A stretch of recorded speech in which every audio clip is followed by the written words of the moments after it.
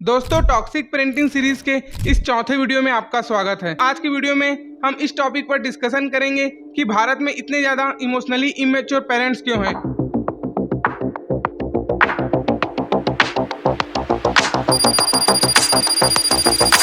दोस्तों, क्या कारण है कि इंडियन पेरेंट्स अपने बच्चों के इमोशंस को समझ पाने में असक्षम होते हैं और वो अपने भावनाओं को रेगुलेट नहीं कर पाते। लगातार अपने बच्चे के ऊपर गिल्ट, सेम और गैस लाइटिंग की तरह से उनको एक अपराध बोध में ढकेल देते हैं और उनके लाइफ की कभी अकाउंटेबिलिटी, रिस्पॉन्सिबिलिटी नहीं लेते। एक तरीके से उनको बच्चा पैदा करके छोड़ दिया गया है और उनके इमोशनल, मेंटल और साइकोलॉजिकल वेलबींग में कभी उनके लाइफ में एक्टिव पार्टिसिपेंट के रूप में कभी पार्टिसिपेट नहीं करते। दोस्तों, वो क्या कारण है जिसके कारण एक इंडियन पेरेंट्स जिम्मेदारी लेने से बचता है और control, blame shifting, gas lighting जैसे टूल्स का वो इस्तेमाल करता है। दोस्तों, आज के इस वीडियो में हम इसके पीछे के साइकोलॉजिकल रीजन पर विचार करेंगे। दोस्तों, पहला कारण है इंटरजेनरेशनल ट्रॉमा या हेरिडिटी। दोस्तों, हम में से अधिकतर लोगों के पेरेंट्स एक ऐसे बैकग्राउंड से आते हैं जिसमें उनके पेरेंट्स का पेरेंटिंग स्टाइल, डिसिप्लिन, अनुशासन इन जैसे से संचालित होता है। ऐसे इन्वायरमेंट में पले बड़े हैं जहां बच्चे को सुना नहीं जाता था। हमेशा बच्चे को बात मानने के लिए प्रेरित किया जाता था कि तुम चुप रहो, ज्यादा मत बोलो, इस तरीके से रहो, उस तरीके से रहो। लगातार डिसिप्लिन और लगातार इस तरीके से इंस्ट्रक्शन इन्फ्यूज किए जाने के कारण वो बच्चा अपना मेंटल ग्रोथ को खत्म कर देता है। दोस्तों, इस तरीके से एक कंट्रोलिंग इन्वायरमेंट में पला बड़ा बच्चा जब खुद पेरेंट्स बनता है तो वो अपने बच्चे को भावनाओं को समझ पाने में खुद ही असक्षम होता है। इसीलिए वो अपने बच्चे के ऊपर एक ट्रॉमा इन्फ्यूज करता है और उसके साथ अपने रिश्ते को बचाने के लिए वो गिल्ट, ब्लेम शिफ्टिंग और गैस लाइटिंग जैसे टूल्स का उपयोग करता है। इन सब का बच्चे के साइकोलॉजिकल, मेंटल, इमोशनल वेलबींग पर बहुत ज्यादा फर्क पड़ता है। दोस्तों, मैंने कई ऐसे बच्चे देखे हैं जो अपने इमोशनली इमेच्योर पेरेंट्स के बिहेवियर को जस्टिफाई करते रहते हैं। वो ऐसे बोलते रहते हैं कि अरे यार, भले ही मेरे मम्मी पापा ने मुझे ट्रॉमा इन्फ्यूज किया हो, भले उन्होंने मुझे कभी ध्यान न दिया हो, भले ही उन्होंने मेरे इमोशनल और मेंटल भावनाओं को न समझा हो, लेकिन यार उन लोगों का लाइफ भी बहुत बेकार था। उन लोगों ने भी अपने बचपन और जवानियों में बहुत तकलीफ झेली थी। इस तरीके से वो अपने इमोशनली इमेच्योर पेरेंट्स को जस्टिफाई करते रहते हैं। दोस्तों, यहाँ पर समझने वाली बात यह है कि हमारे पिछले जनरेशन का जो पेरेंटिंग स्टाइल था वो आज के जनरेशन से काफी अलग है। पिछले जनरेशन में कभी भी बच्चों को सुना नहीं जाता था। हमेशा उनको डांट टपरकर, मार पीट करके चुप करा दिया जाता था। मार खाकर ही बच्चे सुधरते हैं, छड़ी न हो तो बच्चा बिगड़ जाता है। इस तरीके के वाक्य पुराने जनरेशन के पेरेंट्स के द्वारा आम था। दोस्तों, पिछले जनरेशन के पेरेंटिंग में बच्चों के इमोशंस की कोई जगह नहीं होती थी। उनका एकमात्र लक्ष्य यही होता था कि उनको डांट कर, मार पीट कर आज्ञाकारी बनाओ। उनका अच्छा बच्चे का कॉन्सेप्ट यही था कि अगर बच्चा आपकी बात मान रहा है तो अच्छा बच्चा है, और बच्चा अगर उदंड है और आपकी बात नहीं मान रहा है तो वो एक बुरा बच्चा है। दोस्तों, दूसरा कारण है इमोशनली इमेच्योर पेरेंट्स के अंदर इनसिक्योरिटी, इन्फीरियरिटी और उसका ईगो। दोस्तों, इमोशनली इमेच्योर पेरेंट्स में अक्सर इनसिक्योरिटी और इन्फीरियरिटी की भावना बहुत ही आम होती है। एक इमोशनली इमेच्योर पेरेंट अंदर से काफी ज्यादा इनसिक्योर और इन्फीरियर फील करता है। उसमें लो सेल्फ कॉन्फिडेंस और लो सेल्फ स्टीम होती है। ऐसे पेरेंट्स को उनके खुद के बचपन में कभी प्यार और स्वीकार्यता नहीं मिलती। यही स्वीकार्यता की कमी और प्यार की कमी आगे चलकर उनके अंदर एक इमोशनल अधूरेपन को जन्म देता है। जब कोई इमोशनली इमेच्योर पेरेंट्स अपने अंदर इनसिक्योरिटी की भावना को रखता है, असुरक्षित महसूस करता है, तो वो अपने बच्चों से वही असुरक्षा को कवर करने के लिए सुरक्षा की मांग करता है। दोस्तों, जब कोई व्यक्ति असुरक्षित फील करता है अपने इन्वायरमेंट को लेकर, अपने लाइफ को लेकर के, वो अपने आप को सुरक्षित महसूस कराने के लिए चाहता है कि उसके आसपास के सारे लोग कंट्रोल में रहें, उसके बीवी बच्चे कंट्रोल में रहें, उसके फाइनेंसेस कंट्रोल में रहें और उसका फैमिली कंट्रोल में रहे। दोस्तों, जब कोई इमोशनली इमेच्योर पेरेंट्स यही इनसिक्योरिटी और इन्फीरियरिटी को अपने बच्चे के ऊपर कवर अप करने के लिए उसको कंट्रोल करना चाहता है, इस कंट्रोलिंग बिहेवियर का बच्चे के साइकोलॉजी पर बहुत ज्यादा निगेटिव इम्पैक्ट पड़ता है। दोस्तों, तीसरा कारण यह है कि इमोशनली इमेच्योर पेरेंट्स अपने बच्चे को व्यक्ति नहीं, एक व्यवहार समझता है। दोस्तों, जब तक वो अच्छा व्यवहार कर रहा होता है तो उसका बच्चा अच्छा है और उसके कंट्रोल में है। वो पूरी तरीके से उसके बच्चे के बिहेवियर को कंट्रोल करना चाहता है, कैसे बैठे, कैसे खाए, कैसे सोचे और किस तरीके से वो बर्ताव करे।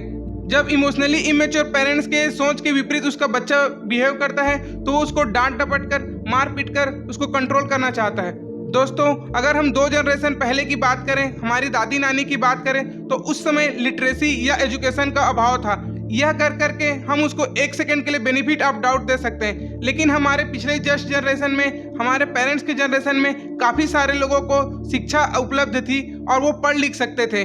दोस्तों मेरा यह मानना है कि एक बार आपको पढ़ना लिखना आ गया तो आपको दुनिया भर के समृद्ध ज्ञान को लेने से कोई नहीं रख सकता। आप इलिटरेसी या जानकारी का अभाव को लेकर के पल्ला नहीं झाड़ सकते। बात सिर्फ नियत की थी। दोस्तों ध्यान देने वाली बात यह है कि तर्क हमेशा बुद्धि से आता है और बुद्धि नियत की अनुयायी होती है। मतलब पहले आपका नियत आता है कि आप क्या करना चाहते हैं, उसके पीछे आप अपने बुद्धि को लगाते हैं और बुद्धि तर्क जनरेट करता है आपकी नियत को जस्टिफाई करने के लिए। इसीलिए जब कोई इमोशनली इमेच्योर पेरेंट्स यह बोल करके पल्ला झाड़ना चाहता है कि हमारे पास जानकारी का अभाव था, इलिटरेसी था, जो पढ़ नहीं पाए उनके लिए एक्सेप्टेबल है, लेकिन जो पढ़ लिख लिए हैं उनके लिए ये बहाना बिल्कुल भी एक्सेप्टेबल नहीं है। दोस्तों इन सब बातों को समझने से हमें यह एहसास होता है कि इमोशनली इमेच्योर पेरेंट्स का जो बिहेवियर है वो उसके नासमझी से नहीं, बल्कि उसके अंदर के अधूरेपन, उसके अंदर की इनसिक्योरिटी और उसके अंदर की इन्फीरियरिटी से आता है। दोस्तों यही इनसिक्योरिटी, इन्फीरियरिटी और अधूरेपन का परछाई उसके बच्चे के में चले जाता है और पूरी जिंदगी वो उसको ट्रॉमा के रूप में झेलते रहता है। दोस्तों ऐसे इमोशनली इमेच्योर पेरेंट्स के बच्चे को फिजिकल नीड्स तो फुलफिल हो रही होती है, लेकिन उसका इमोशनल नीड्स बिल्कुल फुलफिल नहीं हो रहा है। वो अंदर से अपने आप को अलग थलग महसूस करता है। दोस्तों कहने के लिए तो रिश्ते रहते हैं, लेकिन उस रिश्तों में ना इंटीमेसी रहती है, ना गहराई रहती है, ना समझ रहती है, क्योंकि इमोशनली इमेच्योर पेरेंट्स अंदर से बहुत ज़्यादा इनसिक्योर है और वो अपने बच्चे से एक इमोशनल इंटीमेट बॉन्ड नहीं बनाना चाहता है। दोस्तों चौथा कारण है इमोशनल डेवलपमेंट और क्रोनोलॉजिकल एज में डिफरेंस का होना। मतलब कोई व्यक्ति फिजिकली तो ज़्यादा उम्र का होता है, लेकिन मेंटली और साइकोलॉजिकली वो बहुत कम उम्र का होता है। दोस्तों सिगमंड फ्रॉइड और दूसरे साइकोलॉजिस्ट ने इसे फिक्सेशन कहा, जहाँ किसी व्यक्ति का विकास का स्तर किसी एक जगह पर जाकर के अटक जाता है। भले ही व्यक्ति 40, 50, 60 साल का हो, उसके नौकरी है, उसके बच्चे हो, लेकिन जब वो व्यक्ति दुखी होता है तो वो उसी एज पर जाकर के अटक जाता है जहाँ पे उसको ट्रॉमा झेला हो, जहाँ पर उसका इमोशनल डेवलपमेंट फिक्सेट हो गया हो। वो उसी तरीके से बच्चे की तरह रिएक्ट करने लगता है, अपने इमोशन से दूर भागता है। गुस्सा करना, चिल्लाना, चुप्पी साध लेना और दूसरे को ब्लेम करना, ये बच्चे की तरीके से वो रिएक्ट करता है, भले ही व्यक्ति कितना भी बड़ा हो। दोस्तों पांचवा कारण है ओवर प्रूनिंग। ओवर प्रूनिंग का मतलब होता है किसी व्यक्ति के चेतना के हिस्से को काट छाट कर छोटा कर देना। दोस्तों जिस तरीके से बोनसाई के पौधे को काट छाट कर छोटा कर दिया जाता है, उसके ग्रोथ को रोक दिया जाता है और उसे गमले के लायक ही बना दिया जाता है, ठीक इसी तरीके से इमोशनली इमेच्योर पेरेंट्स को भी उनके बचपन में ओवर प्रूनिंग की तरह उसकी चेतना को काट छाट कर छोटा कर दिया जाता है, जिससे कारण उसका चेतना का स्तर सिकुड़ जाता है, उसका मेंटल लेवल सिकुड़ जाता है। वो नए भावनाओं को स्वीकार नहीं कर पाता, दूसरे के इंडिविजुअल डिफरेंसेस को भी एकोमोडेट नहीं कर पाता और उसका विजन बहुत ज़्यादा नैरो हो जाता है। दोस्तों इन सारे पेरेंट्स के क्या बोलना है, क्या छिपाना है, इन सारी चीज़ों को कंट्रोल किया जाता है, जिसके कारण उसका पहचान सिकुड़ गया और पूरी तरीके से खिल नहीं पाया। दोस्तों इमोशनली इमेच्योर पेरेंट्स को उनके बचपन में कभी भी अपने इमोशंस और जज्बातों को पूरी स्वतंत्रता से एक्सप्रेस करने का मौका ही नहीं मिला। इसके कारण उसका सेंस ऑफ सेल्फ डेवलप नहीं हो पाया, और जब किसी व्यक्ति का सेंस ऑफ सेल्फ डेवलप नहीं हो पाता और वो दूसरे से गहरे जुड़ाव नहीं बना पाता, तो उसमें और भी दूसरी कमजोरियां उभर कर नजर आने लगती है। दोस्तों इसका दुष्परिणाम यह होता है कि व्यक्ति अपने आप से ही कटा हुआ रहता है। जब व्यक्ति अपने आप से ही कटा हुआ रहता है तो उसके अंदर और भी दूसरी कमजोरियां जन्म लेती है, जैसे कि रिश्तों से दूरी, आलोचना से डरना और भावनाओं से कटे रहना, खुद को भी और दूसरे की भी। दोस्तों छठा कारण है रिग्रेशन ऑफ इमोशन। दोस्तों इमोशनली इमेच्योर पेरेंट्स अपने पर्सनालिटी के कुछ हिस्से को, कुछ भावनाओं को और इमोशंस को वो दबा देता है। दोस्तों इसके कारण उसकी कोई स्पष्ट और यूनिफाइड पहचान नहीं होती।